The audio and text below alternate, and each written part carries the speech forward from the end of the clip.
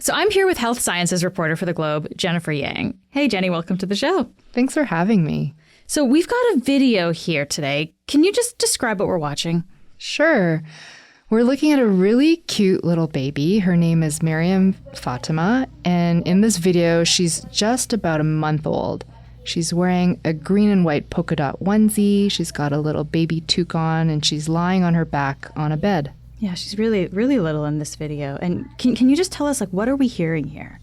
The sounds you hear are just kind of the everyday sounds of Maryam's household. You can hear her mom talking in the background and some kitchen noises. She's at home here in her basement apartment in downtown Toronto. And there's something very specific, though, about the movement that Maryam is actually making in this video. Can you tell us about that? Yes. I mean, what's striking about this video is that Maryam is twitching. Her legs are curled up at the knees and they're twitching rhythmically. Her hands are balled up in fists and they're twitching along with her legs. She has a vacant look in her eye and her mouth is kind of gaping open and she's staring at the ceiling. And it's because she's having a seizure. Yeah, it's kind of unnerving to watch because you can tell that there's something going on here, right?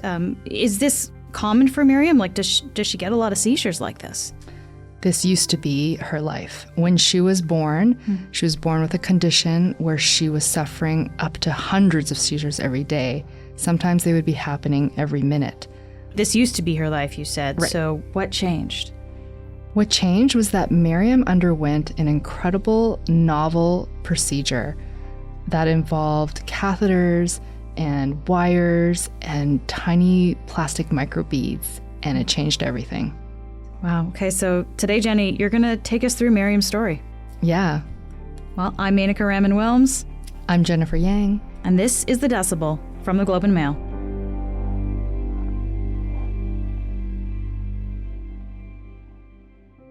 The first time I met Maryam and her parents, Muzna Nafees and Shaban Beg, was in the middle of March. They live in the basement apartment of a house that they share with 3 other women who are also newcomers from India. And we met for the first time to speak for the story. Okay, so my name is Muzna Nafees, and I'm Maryam's mother, and this is Maryam Fatima. She is my little daughter. Yeah. And he's Shaban Beg. Okay. And he's Shaban Beg, Maryam's father. Muzna and Shaban are from Lucknow in India, and they actually met at work. Funny enough, it was her boss who introduced her to her future husband. He was her boss's little brother. And she tells me that for whatever reason, her boss was just really insistent that they get together. And when they met, she was really struck by Shaban's kindness and patience. And obviously they hit it off. Soon after, they got married, and then they immigrated to Canada, where they started a new life together here. Actually, we wanted children, like when we had, spent our time together. And then we decided, yes, we should have one now. We have got bored of seeing each other's faces. How long? We should have a third one also. When Muzna and Shaban got pregnant, they eventually found out that they were having a girl. I asked if they were happy about this, if they had any kind of feelings about this. At first, Shaban was kind of like, oh, I didn't care. But then his wife cut in. She was like, oh, he really wanted a girl. He loves little girls. And I was like, oh, really? Why is that? Turns out he's one of 6 brothers. So I think he just kind of really wanted a bit more girl energy in his life. I asked Muzna how her pregnancy went, and she said that it was just completely uneventful. There was some run-of-the-mill morning sickness maybe early on and fatigue. But throughout her pregnancy, everything was really normal. Nothing went wrong, no issues, no hiccups. And I was doing my laundry. When my water broke, then I called him because he's just like 2 streets away. So I called him, I said, my water broke, let's go to the triage. Her water broke on December 2nd, 2023, and Maryam was born the very next day. I asked Muzna how she felt when she finally met her little girl for the first time.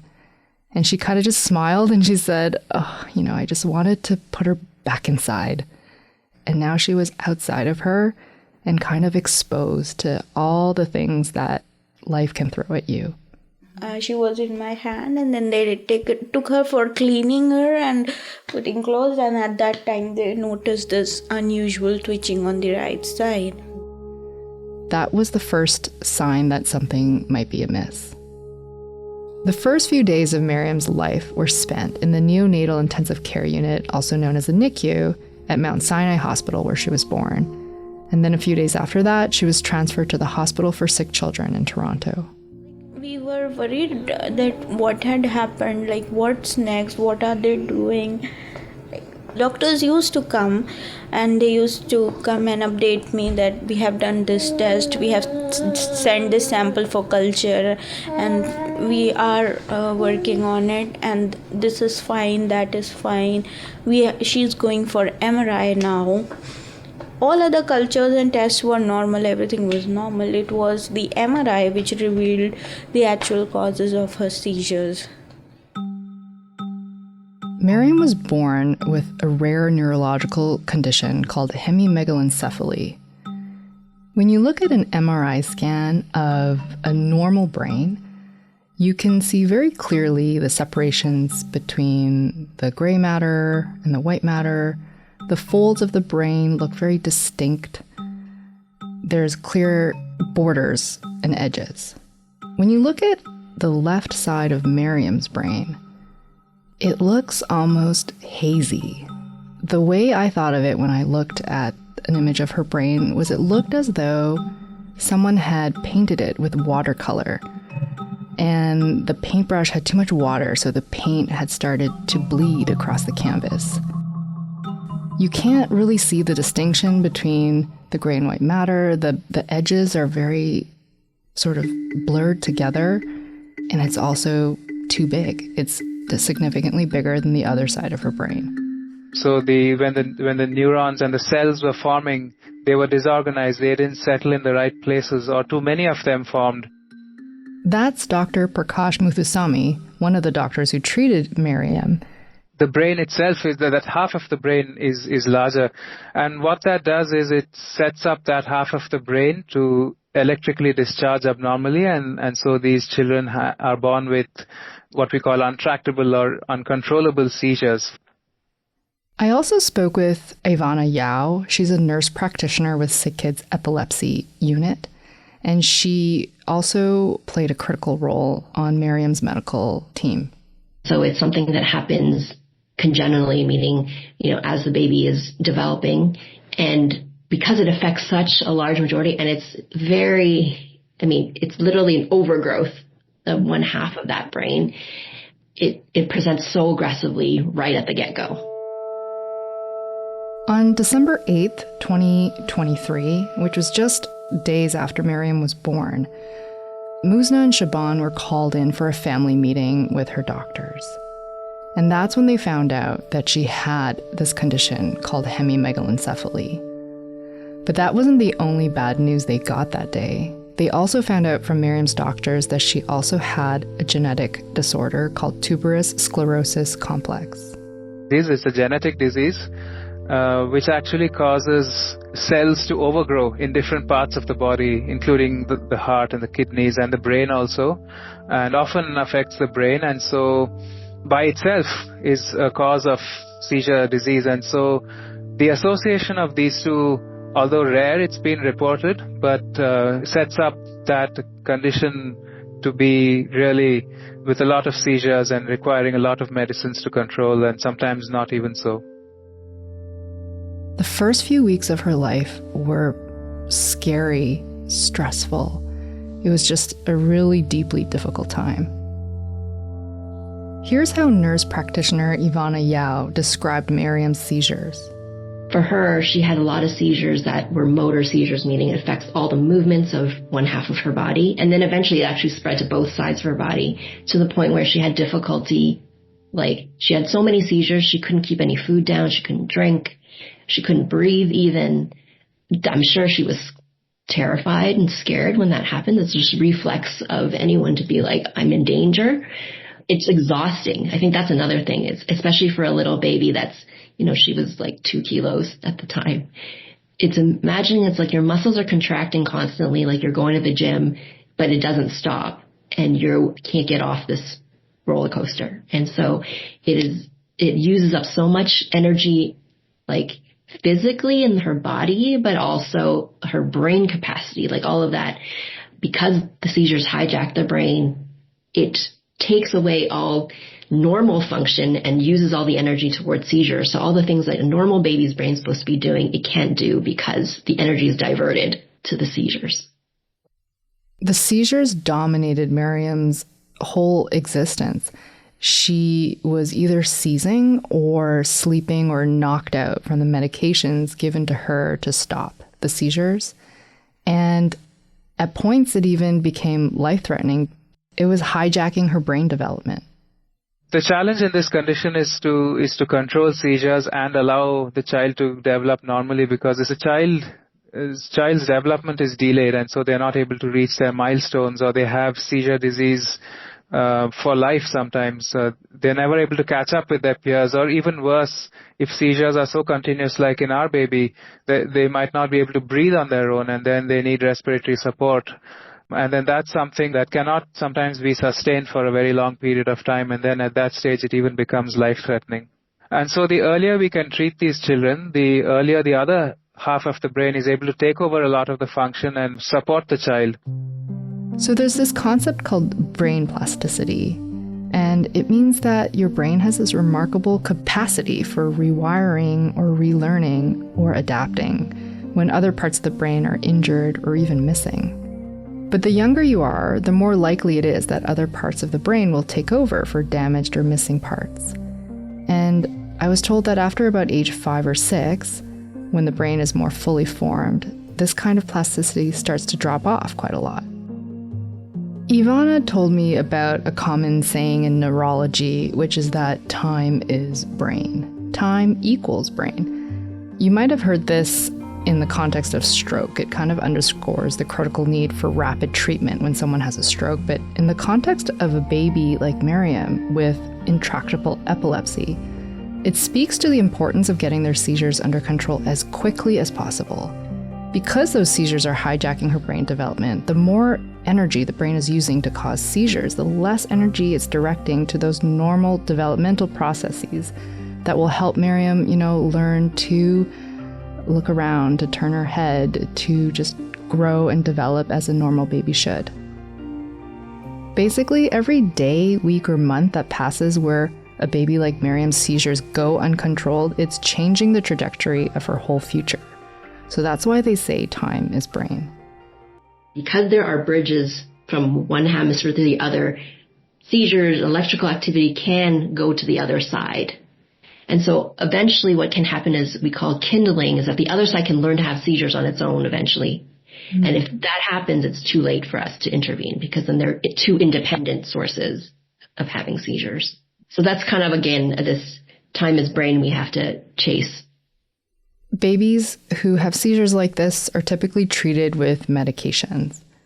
But Maryam was taking 6 medications at one point, in addition to what they call rescue medications, which are basically reserved for emergency situations. When you talk about drug-resistant epilepsy, that refers to a patient who has seizures that can't be stopped with 2 good medications, and Maryam was taking at least 6. It was a kind of torture, I think, for Muzna to watch her daughter have these continuous seizures. She was like trapped in this awful cycle because there was just nothing she could do but sit there and watch helplessly. So all she really did was be there for her baby and pray. I used to think, what should I do? Which part of her body should I, rub or ease her from where that she doesn't get these seizures?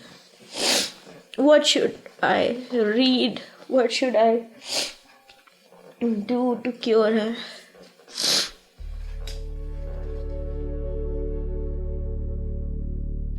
Just 3 weeks after Maryam was born, her parents were called into a meeting with her medical team in the NICU. And they basically had to have the worst imaginable conversation that a parent could ever have to have. The doctors felt that there was nothing that could be done to help Maryam. She was too small to undergo brain surgery that might stop her seizures. The medications weren't working. She was suffering. She was in pain. It didn't look as though she could survive. So they called us, the nurse in charge of the NICU. Then the doctors, they said that we are not able to control her seizures through medicines, and now her whole body has started jerking. So it's the right hemisphere also that's going to be affected, that has started getting affected due to the left malfunctionings. And even if we are able to hold her on supports, she won't, she will need every time anyone to look after her and to do things for her. And she is in intense pain, she is also in pain. So it would be better if we allow the nature to take its course.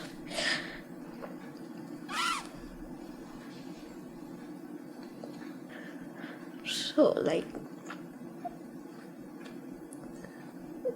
when they told us this, we also thought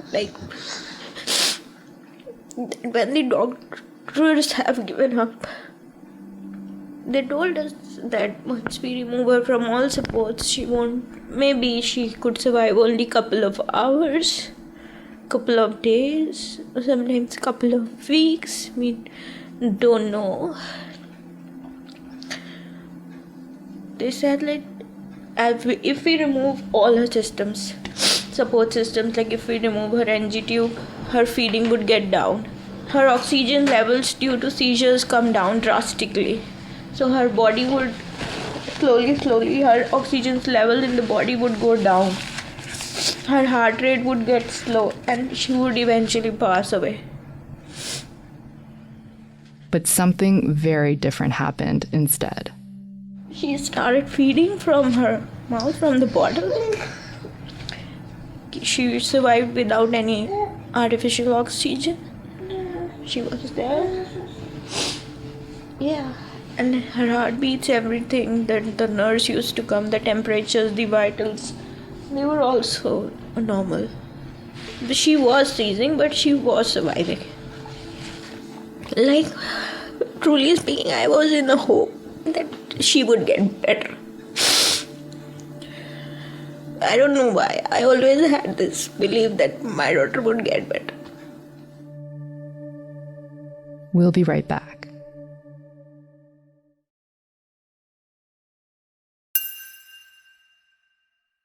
So after a few days at the hospital with Maryam removed from medical supports, they decided that she was okay to go home with her parents, but as a palliative patient, which basically meant she'll just be supported and kept comfortable.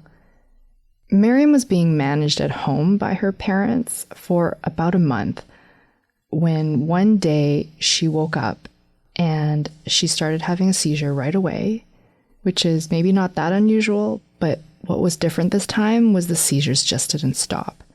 I remember one of the day was 9th Feb and she was seizing from morning and she was continuously seizing and seizing and seizing and seizing. She was not able to drink any of her milk. She was not able to feed the whole day. At last she started turning blue when I rushed to the hospital sick kids again in emergency, and then she was readmitted. Typically, babies like Maryam are treated with a type of brain surgery called a functional hemispherectomy. Functional hemispherectomy is open brain surgery, though. You have to cut open the skull, you have to cut into the brain. What the brain surgeons will do is basically disconnect the faulty hemisphere of the brain from the healthy side. And this will both stop or mitigate the seizures and also prevent it from spreading those seizures to the other side of the brain. There's a potential for blood loss. And that's why it can be so dangerous for very small babies. Even a small amount of blood loss can be really catastrophic or fatal for a baby because the volume of blood they have is already so small to begin with. You have to be kind of a certain weight to be able to safely undergo a brain surgery. And for Maryam, she was far from meeting that weight threshold. This is where Dr. Prakash Muthuswamy comes in. You heard from him earlier. He's a neurointerventionist. And what that is I treat diseases of the blood vessels in the brain, but I do that without surgically opening the skull, so I do that from inside the blood vessels. When I was thinking about the differences between a functional hemispherectomy and the way a neurointerventionist might operate or access the brain, I kind of thought of this like underground subterranean pool. One way of getting there is to drill through the rock, to go from the ground and drill down and get into the pool that way. But the other way of accessing that pool might be to find one of the underground, tributary systems that feed water into the pool, and then to follow along that waterway until you reach the pool at the end. And that's kind of what a neurointerventionist does. They go into blood vessels and they follow those blood vessels using catheters until they can eventually reach the brain, where they can do their interventions. When it was clear that Maryam was running out of time, Ivana was telling me that she just became really, really fixated on looking for other options, like thinking outside of the box. She said another neurologist had actually shared with her a paper that described this novel procedure called an endovascular embolic hemispherectomy. And basically, instead of going through open brain surgery, you used a neurointerventional approach, achieving the same result. She brought it up with folks around the team. It was discussed. She talked about it with Dr. Rutka, and they decided to approach Dr. Muthuswamy and ask, can we do this?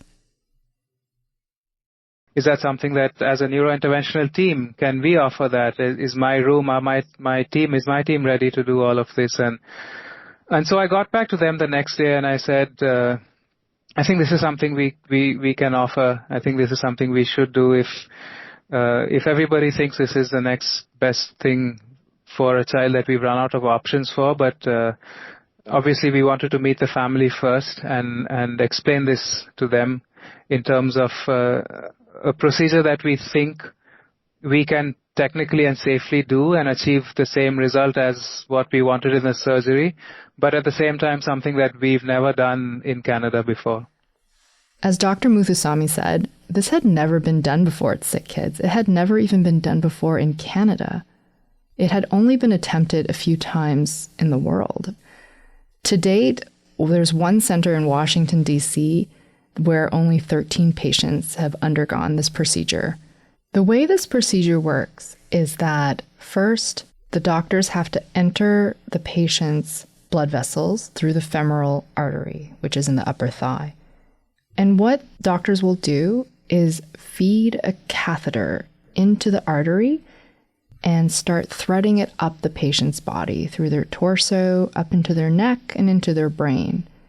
Once there, they feed even smaller microcatheters inside the first catheter, because once you get into the brain, especially in a baby, those blood vessels can be so tiny, like little threads. So these tiny, tiny microcatheters are threaded through the first catheter, and then they start navigating the twists and turns of the blood vessels in the brain. And they continue doing this very carefully until they reach their intended target destination in the brain. Once those catheters reach their target, Dr. Muthuswamy will load up a syringe with these plastic microbeads, and then he will inject those microbeads into the catheter, which now serve as a pipeline into Maryam's brain. And those beads will eventually block the blood flow in her brain and cause a series of mini strokes that will effectively kill off those parts of the brain, which are the parts that are causing her seizures. And we're talking about something drastic. We're causing a stroke. That's Maryam's nurse practitioner, Ivana Yao again. And it sounds crazy, is that you're giving her a neurological insult to cure another problem. As you can imagine, this type of procedure can come with some pretty serious risks and complications. A whole host of things can go wrong. You could accidentally cause strokes in areas where you didn't mean to cause them. And after the procedure, there are new things to worry about. The patient could have a bleed. There could be brain swelling, which would require emergency surgery to cut open their skull. Death is always on the table with something like this. Muzna told me that her and Shaban took just over a day to reach their decision. It was like, for me, I don't had any option. I cannot see her like this. So I don't had any option to say no to it. I wasn't having a very good feeling or very comfortable. I wasn't very comfortable and confident about that functional hemispherectomy, that open surgery. And I don't know that God listened to my prayers and He got something apart from that.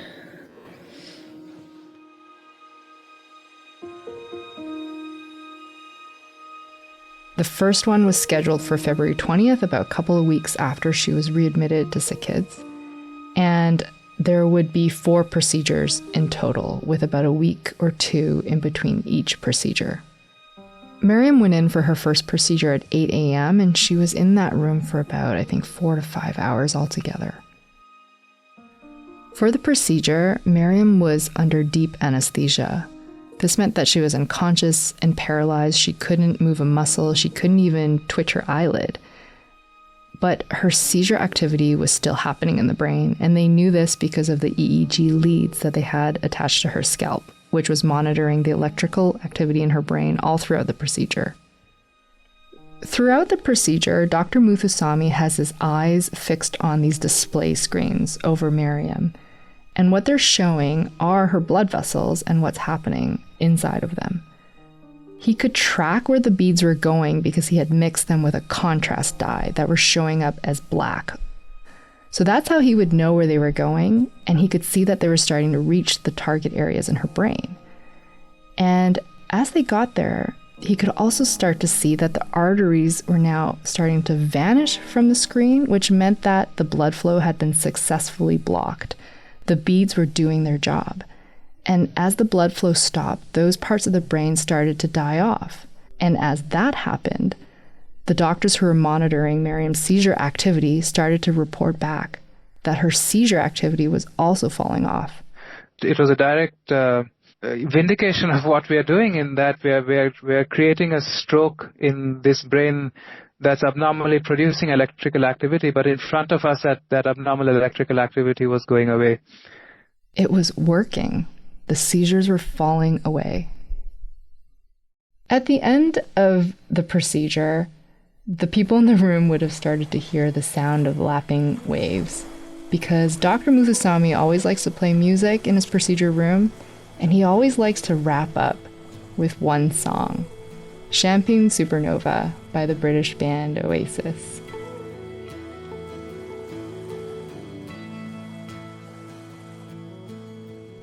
After the procedure, Dr. Muthusamy spoke with Muzna and Shaban. He told me that everything went very well, smooth, and she was very strong like a rock. She stayed all strong like a rock over there. Everything was fine in the aftermath of her first procedure, and the same for the second, third, and fourth. It all went off without a hitch. I can't explain what I felt and how I felt. It was just amazing. My daughter got, she cured. It was like God, it's just great, and miracles happen.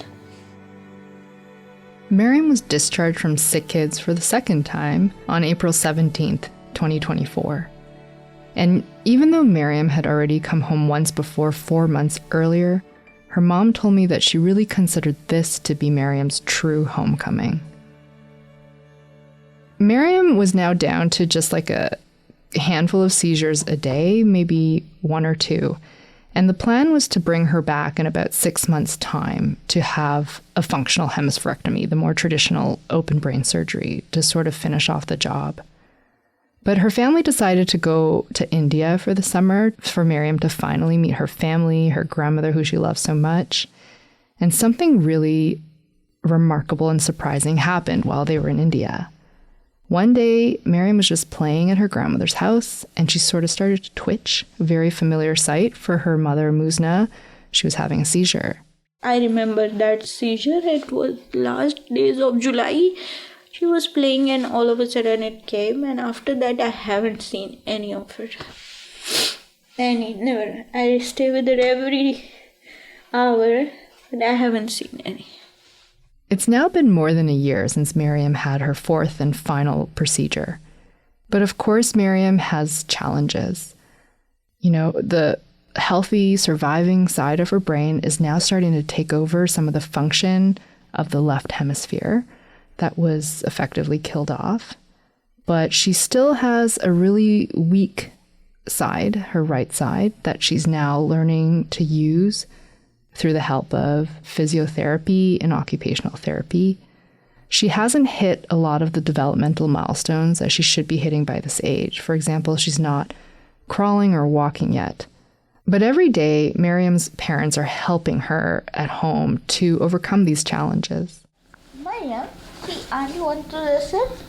The wheels on the bus go round and round, round and... When I spent some time with them at their home, her mom was, singing Wheels on the Bus with her and, bringing out these plastic vegetable toys and encouraging Maryam to try and cut them with a little plastic knife and to use her right side, which is weaker. 1, 2, 3. Now you do. Hold it. Yes. Now we will do it together. Maryam is just a happy, delighted little child. She has a really great temperament. She's so sweet. She has this little kind of crooked smile. She's just a little kid developing this whole personality. We have no idea what will happen with her seizures in the future. Right now, she hasn't had a seizure since July 2024, but there's always a chance they could come back. There's always a chance something could come up with her other diagnosis, the tuberous sclerosis complex. She's going to be closely monitored by a neurologist for many, many years. But incredibly, right now her doctors think she may never need to have a functional hemispherectomy to undergo brain surgery. She's still currently on some medications, but they're always talking about whether she can be safely weaned off of one more medication. Today, Muzna is just full of hope and optimism for her daughter. When she looks at her, all she sees is possibility. She thinks that there's nothing Maryam can't do that she wants to do. Seeing her today, I wish that she will lead a normal life. She will study, she would play, she would, whatever she wants to do, I think she will do. She won't need anyone anymore for her support. She will take care of herself. All by herself. She will do all the stuff. It was she who fought for herself. Yes, I'm going to sing, yeah.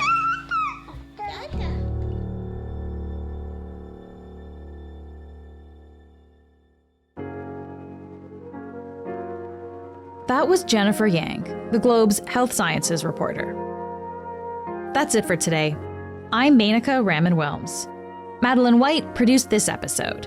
She produces The Decibel along with Michal Stein and Ali Graham. David Crosby edits the show. Adrian Chung is our senior producer, and Matt Frainer is our managing editor. Thanks so much for listening, and I'll talk to you soon.